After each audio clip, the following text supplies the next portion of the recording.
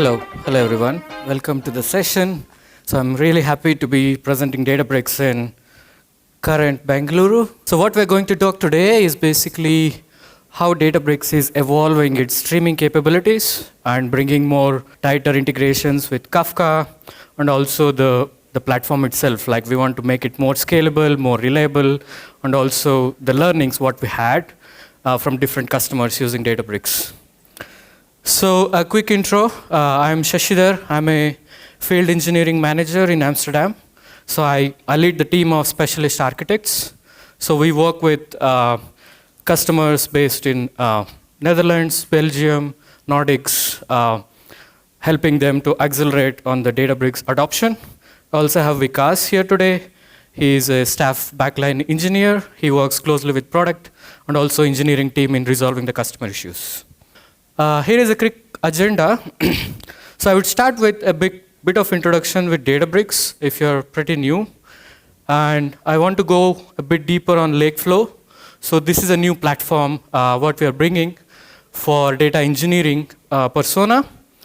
And the data engineering has been something like, we haven't invested quite a bit in last few years. And Lakeflow is that initiative where we want to make data engineering as seamless as possible on the platform. As part of this, we bring all new features on the foundations of the platform, like things like Serverless, which is primarily taking away your lot of infrastructure issues that you face when you set up Databricks. So we want to make it more easier for you to use the platform. And then the versionless is something very new, which we were able to do because we are moving away to serverless architecture. And we go to all the new features in DLT. If you haven't heard about DLT, we also go through a bit of introduction to DLT, what it is and what it can bring to the table. And then we have a interactive live demo. Hopefully that goes fine. A bit of background. So if you talk to any company today in enterprise level, so every company wants to become data and AI company. So I think everybody has their own data sets at the enterprise level with different business process systems and all the different partners they ingest the data from. But now the question is, how can we bring AI on top of data, right? So this is where what we are calling as data intelligence platform. And so what you really need is basically intelligence on top of your data. And so the difference between what you see in open source LLM or Gen AI models is basically they are trained on open source data sets. They don't understand your business data. So what Databricks wants to do is we want to give ability to build intelligence on top of the enterprise data that you have inside your enterprises. So this could be like your data from Salesforce or CRM systems or SAP or all your business systems, right? Where you do a lot of things on the business application level.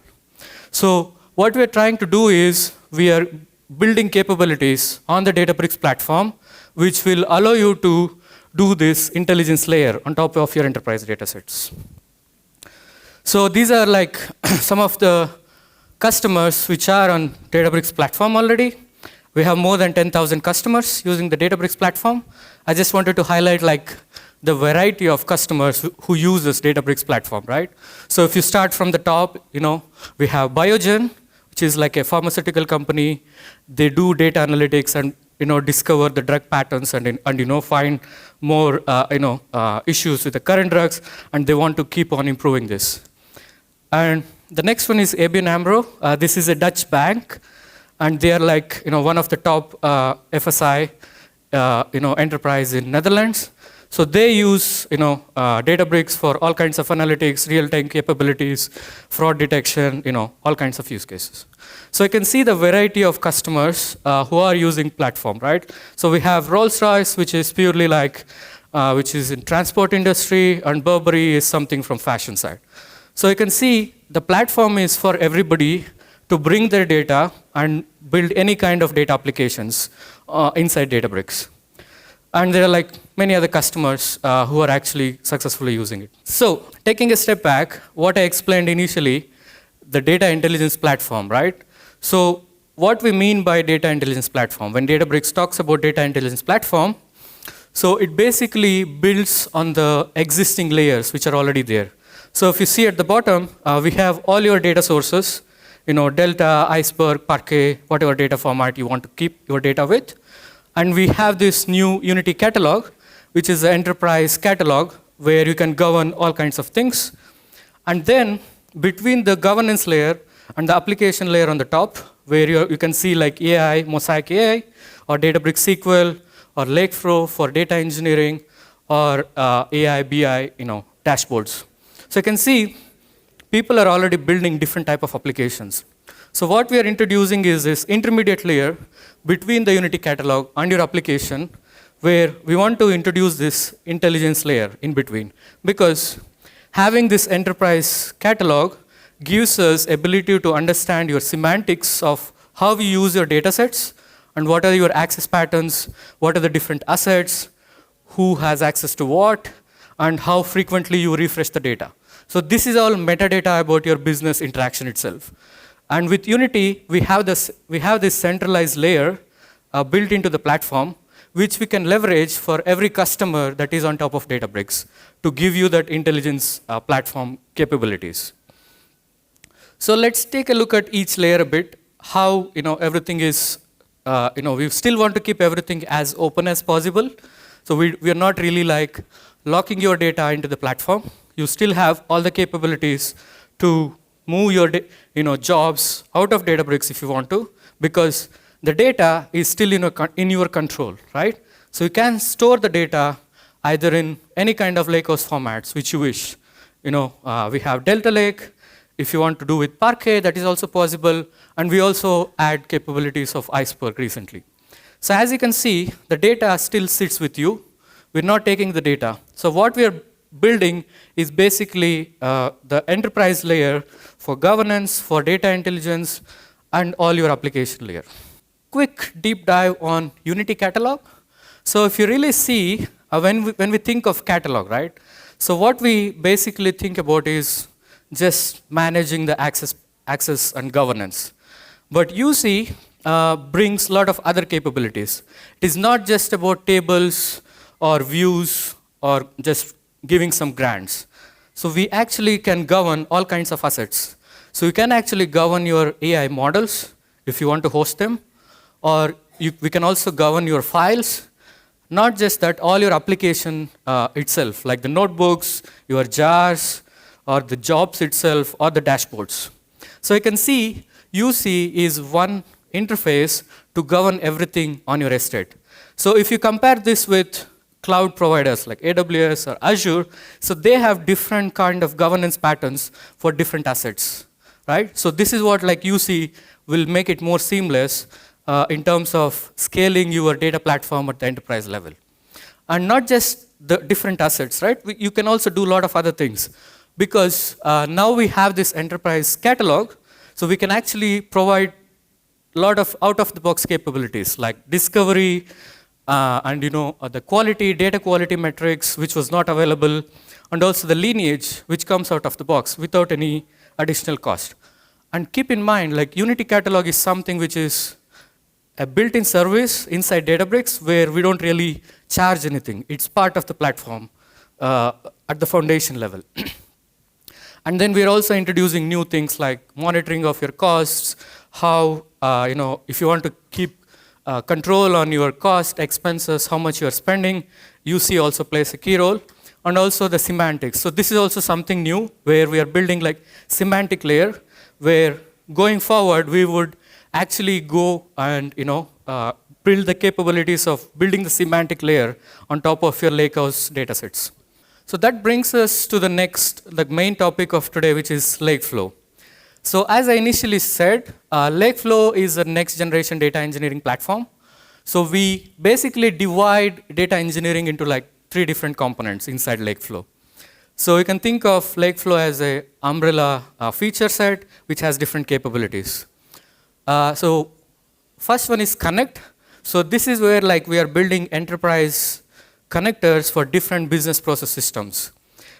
Things like Salesforce, Workday, SAP, or all kinds of business systems. And the second one is DLT, which is primarily your data processing part, where you can do like Spark kind of transformations, but it is a bit different from Spark. We'll go into the details. And finally, we have jobs. Jobs is the enterprise orchestrator. So it's not just about scheduling a notebook or scheduling your jar. So you can do much more inside jobs, what you currently can do in like things like Airflow or ADF. So, and keep in mind again, like all of these are out of the box available for everybody who is in Databricks. And you don't have to like, pay anything extra for this. And as you can see, UC is still the foundation layer, which actually interacts with all the components on the top. So let's go a bit deep on Lakeflow. So as I said, if you look at Lakeflow Connect, so this is what we're trying to build. So Lakeflow is basically to ingest your data from different sources. I think this is one of the challenges what we have been hearing even from the keynote, right? Like how do you ingest data from Kafka? Because then you have to manage a lot of things. So we're not just talking about Kafka here, but Kafka is also one of the things you can think of. But there are a lot of other things here, right? Like your SQL servers, Oracle, Google Analytics. All of this data is really essential for your data platform.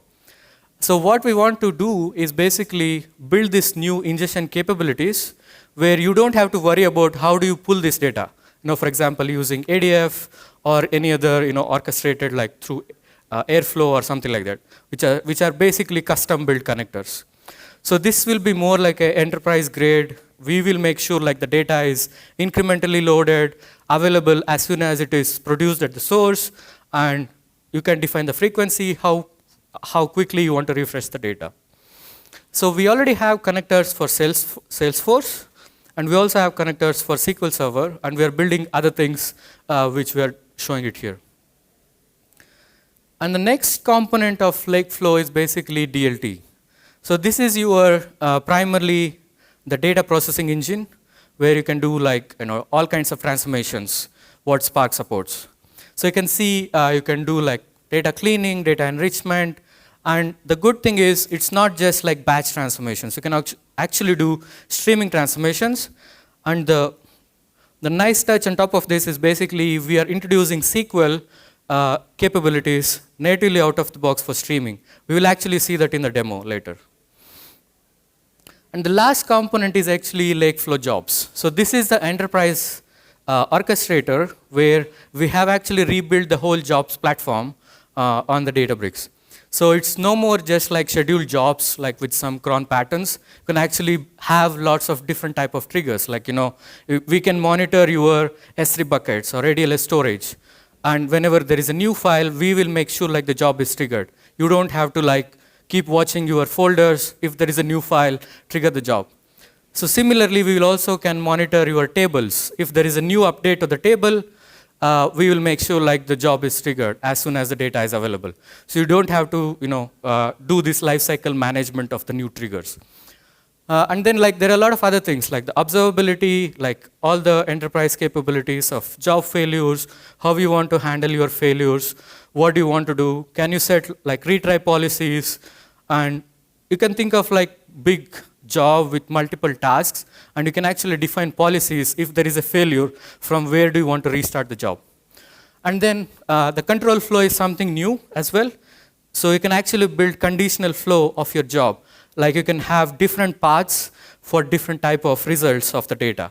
So for example, if your data satisfies some requirements, maybe you want to just do like 3 tasks of the total 5 tasks.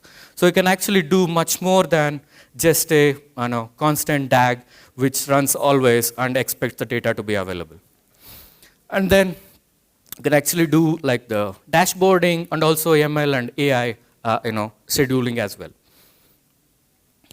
So these are like 3 different components of Lakeflow where we covered like ingestion, transformations, and the orchestration, right? So then coming back to like data engineering itself, which is what the focus area where I want to talk a bit about DLT. So why is this important? Because DLT is a declarative ETL programming language you can think of, where I think if you're coming from infrastructure world, if you have worked with Terraform, like you can think DLT as a Terraform for your data engineering. So you basically declare what's the final status, we will make sure like the data is ingested, processed, and available as soon as it is ingested in the source layers. So you can see we have SQL code here where we're actually creating streaming jobs. And we can connect to any kind of streaming sources what Spark supports. Like we can connect to Kafka, or we can just connect to just the files itself, like the cloud files here. And this is again like we can tie this back with the file arrival triggers, what I talked about. And it's very simple in the sense because you are not worried about what cluster to use, how big the cluster should be, what should be the size of the cluster. No need to think about like what should be our auto scaling, settings, all kinds of Spark configurations. So we are basically making all those things taken care by the engine in the background, and you just work on like your data transformations. In terms of performance, DLT is tightly coupled with serverless. So serverless is basically the new platform inside Databricks where we will take care of the infrastructure. So we'll go into the details of serverless, but for now think about serverless can give you faster startups, like you can spin up a VM in like couple of seconds, and we can scale down the cluster in like couple of minutes. So all your idle time, what you're currently seeing in non-serverless jobs will also be very shortened, like basically better cost performance and better reliability of your infrastructure. And eventually what we want to give is basically reduce your overall TCO, right? Because now you don't have to worry about like all kinds of paying for cloud and also paying for Databricks. Serverless will makes it like one itemized bill where you'll just pay Databricks. You don't have to worry about like the cloud cost, but then we will make sure like the cloud costs is also handled by the Databricks. So yeah, let's take a deeper look on serverless, why this is important. So a couple of years ago, we introduced serverless for Databricks SQL. And it became so popular in our customer base that we already have more than like 20% of production jobs running in SQL serverless. And what it gives is basically, it's very simple to operate because we are taking away a lot of infrastructure management, and it is instant. Because now we know like what are your infrastructure needs and how frequently you run the jobs, what is job frequency, what time you run. So we can basically make sure like the VMs are available whenever you want to run the job, and then it's managed. So we will take care of everything in the background, and you just like focus on your actual business application development. So what we are doing now is basically extend the serverless to the data engineering side, like for the workflows, notebooks, and also the Lakeflow components. So you can see it's basically auto-optimized, it is simple, and also very efficient in the way like how it works. To give you a bit of details, so what I mean by when I say simple and fast, right? So you don't have to worry about like all the knobs that you set on the clusters, and the startup times are faster, so that we can actually scale up and scale down very quickly within seconds, so that all the idle time, because currently if you, most of the customers set like at least 1 hour of idle time on your clusters, right? So even if you don't use that last 1 hour, the cluster is just idle and you're paying for it. So with serverless, we can actually cut down all these idle costs very rapidly, and we can scale down the clusters in minutes or seconds. And it's very efficient because we're also taking care of the versionless platform capabilities, where you don't have to worry about like which Spark version you have to run. So we'll go through the details also. And then it's also completely managed by Databricks.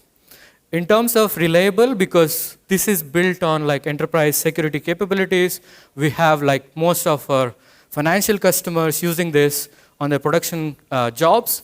So it's pretty reliable, and it satisfies all the enterprise security needs. I just want to talk about auto-scaling capabilities on serverless and this is very specific to streaming. So the current Spark auto-scaling capabilities, they don't really work well with streaming. And if you have run streaming jobs on Databricks, we usually say like, don't use auto-scaling cluster for streaming. So the problem is current auto-scaling implementation doesn't really understand what your streaming needs are. So with serverless, we are able to improve the performance and the capabilities of auto-scaling, where we will actually monitor your source and understand how much of the backlog you have. And along with this, all the other utilizations, what the current cluster needs are, we will combine both of this information and make sure like the auto-scaling can work seamlessly for streaming also.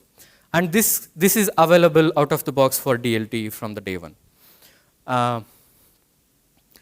So let's go a bit of like this versionless. What is this versionless, right? So if you have followed Spark pretty closely, Spark introduced this concept of Spark Connect, right, from the recent Spark releases. So what it does is basically decouples Spark driver into two components. So there is a Spark client, there is a Spark driver in the background.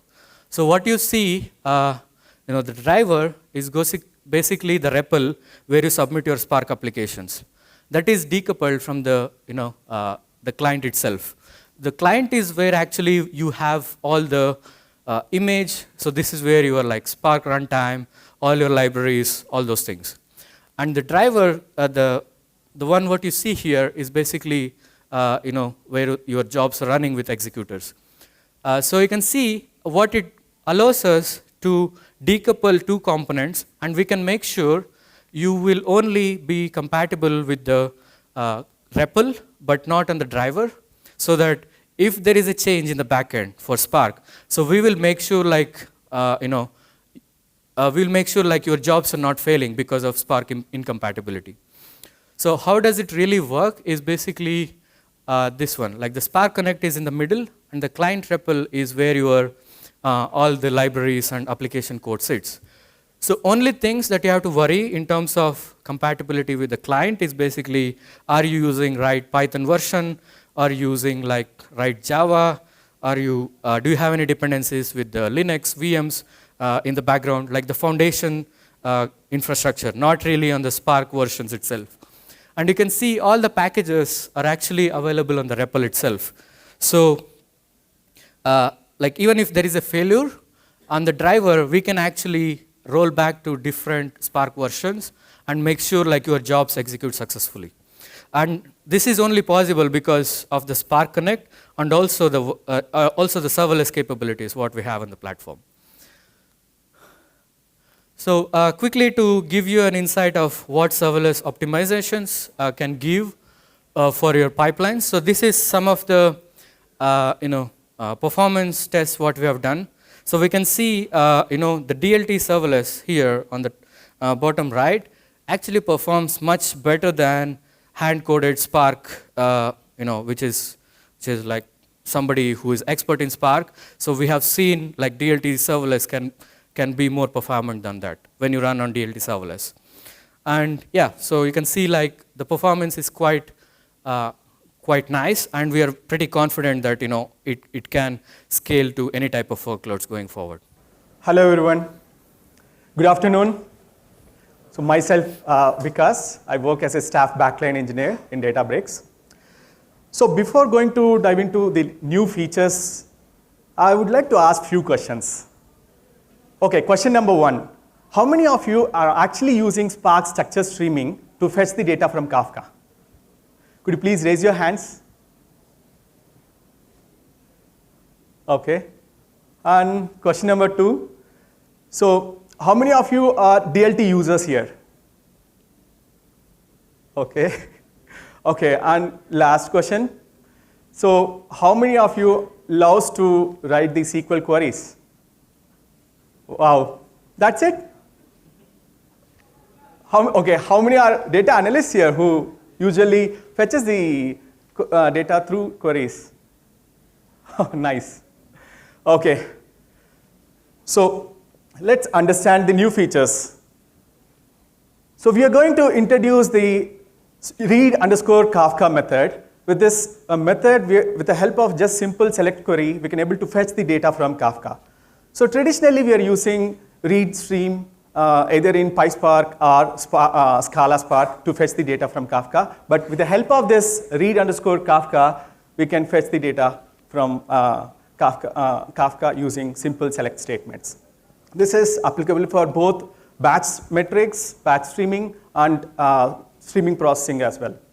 If you want to write a batch query using read underscore Kafka, this is how you can write. Just a select query in the from class, you can give read underscore Kafka. In the options, you have to pass all the Kafka related parameters to establish a connection with a Kafka topic and fetch the data from there. And in case of streaming query, you can use create or refresh a streaming table and followed by select query. So next, we are going to introduce the DLT sync API.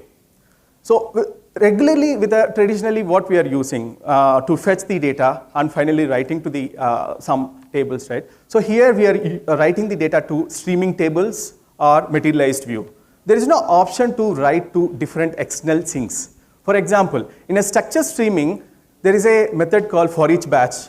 With the help of that, we can write the data to different external sinks.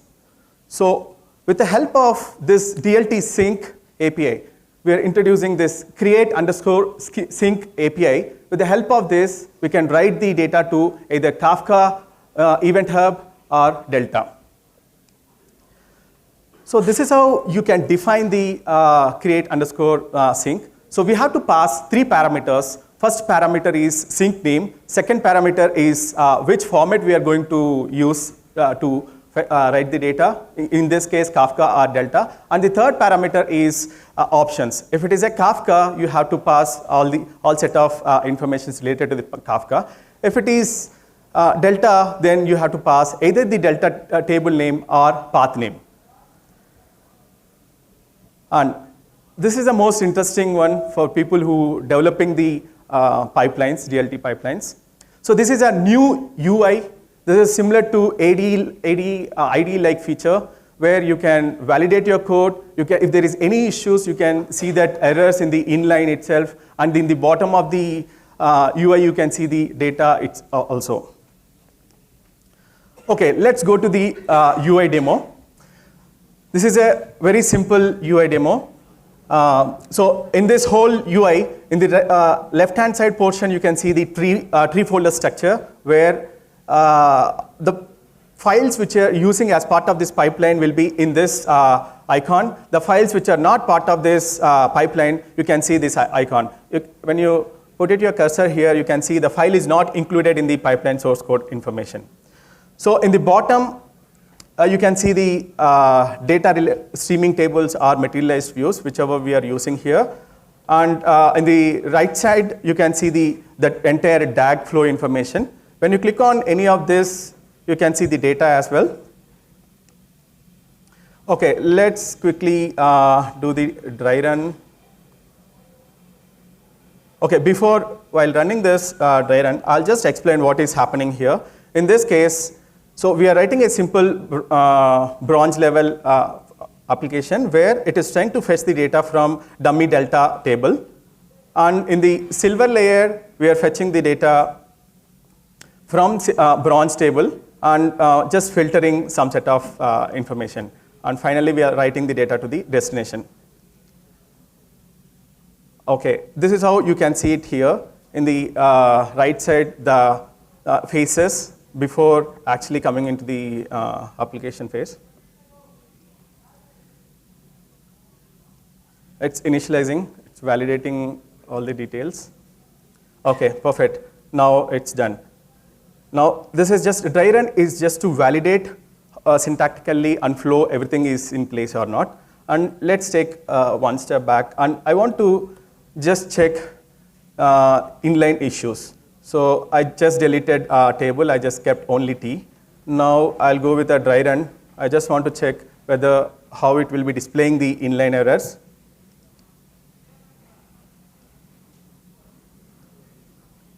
Okay, so here we can see inline error details.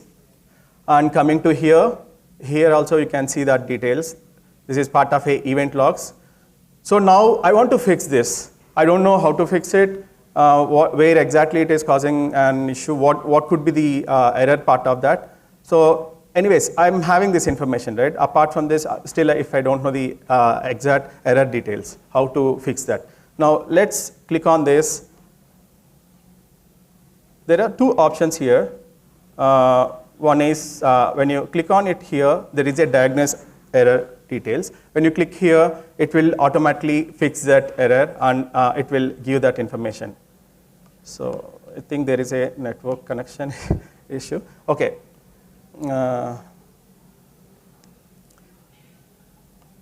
So when you look at here, you can see this information. So this is, we have to replace the table. So this is one way. After replacing, we can just give a dry run.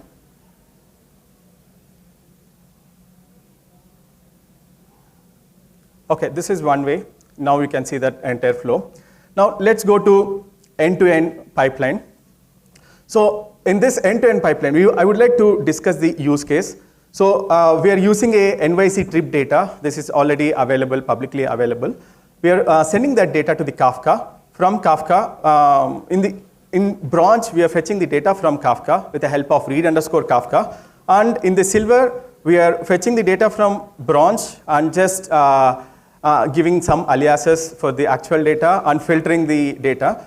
If there is any invalid records, I'll be filtering those records. The fade amount should be greater than 0. So I'll be fetching only that records which the fade amount is greater than 0. And as part of gold, from silver, I'll be writing the data to the gold and Kafka. So with the help of create_sync, I'll be writing the data to gold, where I just need few set of columns.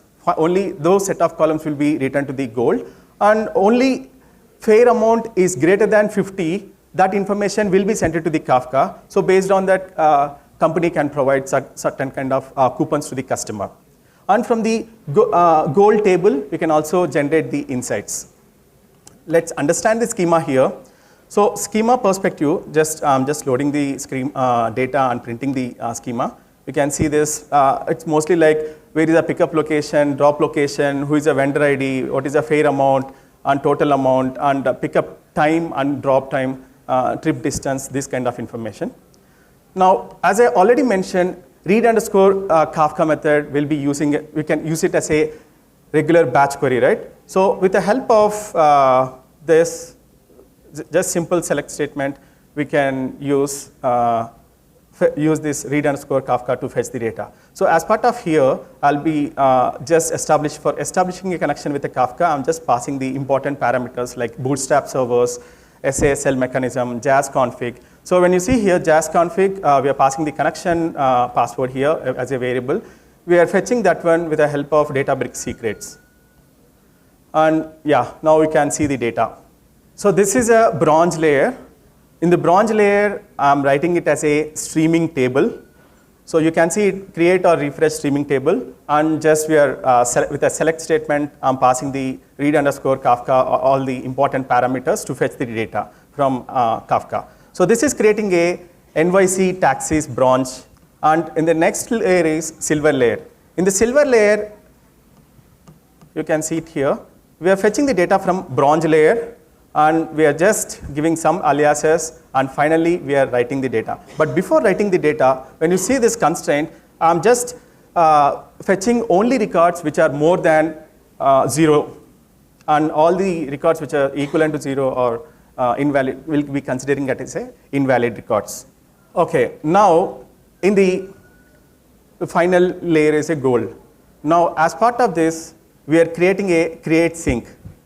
In the create sync, we are creating, and here, as I mentioned, 3 parameters we have to pass. First parameter is name of the sync. This is the name of the sync, and the second parameter is a format, either Kafka or Delta. And the third parameter, options, whatever the parameter options which is required for the Kafka connection establishment, fetching the data, that needs to be passed. So this is used for defining the sync.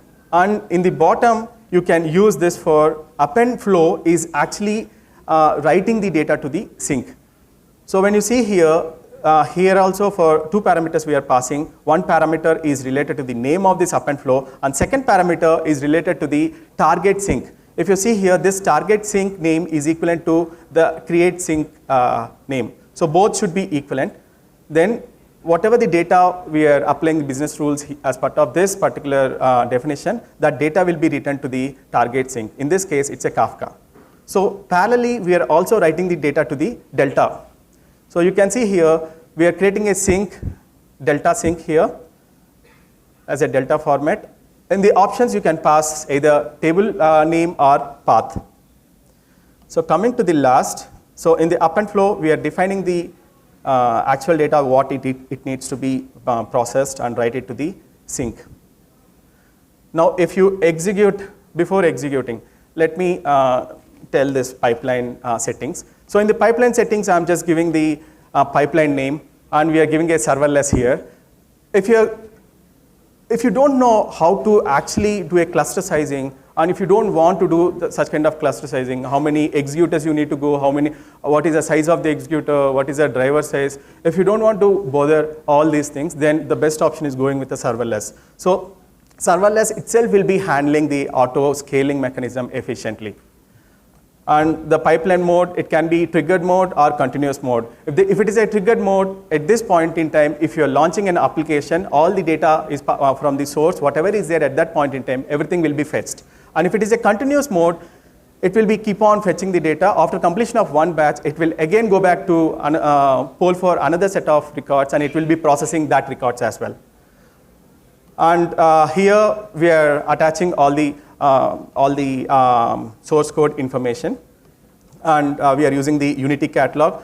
With a Unity catalog schema is Vikas Reddy here, and we can pass the parameters in the dynamic parameters. Okay, and if you execute this application, you can see that it will be like this, where this is a bronze layer. It already processed 1 million records, and in the silver layer, it fetched all the data, and finally, it is writing to the sink. Here, you can see the event logs details. This is how you can see. And when it comes to our UI itself, even from UI also, you can see all these details. So in the right side, you can see this whole DAG, and in the bottom, you can see these details. If application is running, you can see the data as well at this point, at this location.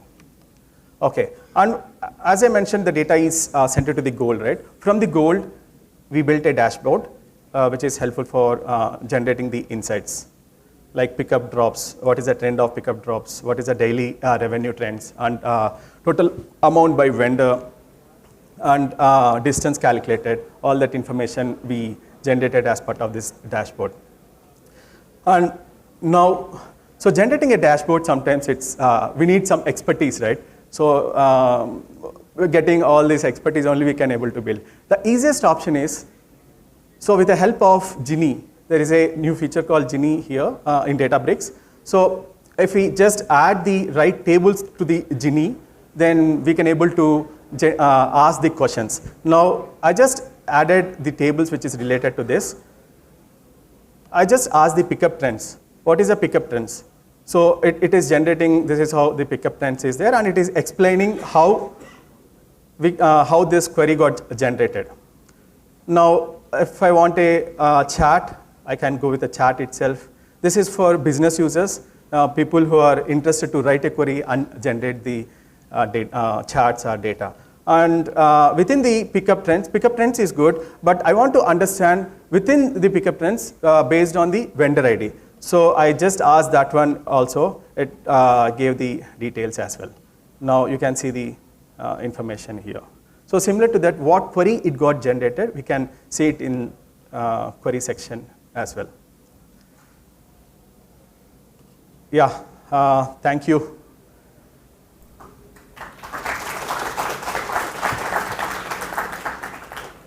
Yeah, if you're having any questions. So is the connect feature, the ingestion part that you mentioned in the beginning, is basically same as what Fivetran is doing right now? Or basically an overlap of that same capability? Can you come again, little louder? Yeah, I think, it's very similar, but what we are trying to do is, we're not trying to build connectors for all kinds of sources, what Fivetran has. Okay. So we are just focusing on the business critical integrations. Okay, so the number of connectors would be comparatively lesser right now? Yeah, All exactly. right. The second question I have is on the serverless capability. What is the cost based on? Like, is it based on the CPU and memory consumption, or what exactly is the borderline, baseline for it? So basically, we are introducing this concept of slots. It's more like how much CPU time you use, how many cores, and the number of slots, how much time you use will determine the cost. The cost will include both infrastructure cost and also the Databricks DBU cost. Hello. Yeah, you have talked about Lakeflow Connect.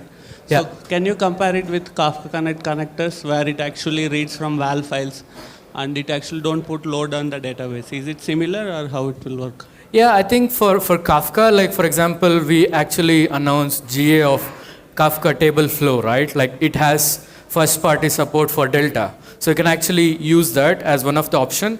But Lakeflow Connect is for other systems. If you have like, specific business systems, if you want to integrate directly with Databricks. But if you're already like a Kafka user in Confluent, where you already have Confluent Connect, probably it just makes sense to go from there and push the data into Databricks. Another question is how the checkpointing works with this full table refresh or anything. Yeah, so under hood, if you take one application, in this case there are streaming tables, right? So in the streaming tables, for each pipeline there will be unique ID. For every pipeline there will be unique ID. Based on that, a new checkpoint will be created with respect to each streaming table. Now let's understand, like we can use with a full refresh also. Even with a full refresh, usually what will happen? If you want to delete a checkpoint, then you will be deleting and restarting the application, right? So in our case, there is an option called full refresh. If you refresh that table, then all the data will be truncated and fetch the data from the source. So in this case, we will maintain the previous checkpoint and go with a new checkpoint. But the previous checkpoint will be part of that same location. It will be like /0 as a previous, and if you do full refresh, then you'll be going with /1. If you're doing one more time, and it will be 1, 2, 3, 4, and so on as a subfolders. So that previous checkpoint data will be there for the future references. Okay, last question. You had an option to choose between Hive Metastore and Unity Catalog, all right, in one place. So my question is, when we use database SQL, so will we have the option there as well? Go with Hive Metastore or Unity Catalog? Yeah, you can still choose, but as you can see, like Hive Metastore has some basic capabilities, but if you want all the new features of Unity Catalog like lineage or cost monitoring or data quality, then you go with UC. But with SQL, you can actually pick whichever the Metastore you want to query. Both are still available. We're not like removing the Hive Metastore from the platform. That's all the time we had for today. Thank you so much for coming to this session. Thank you. Thank you.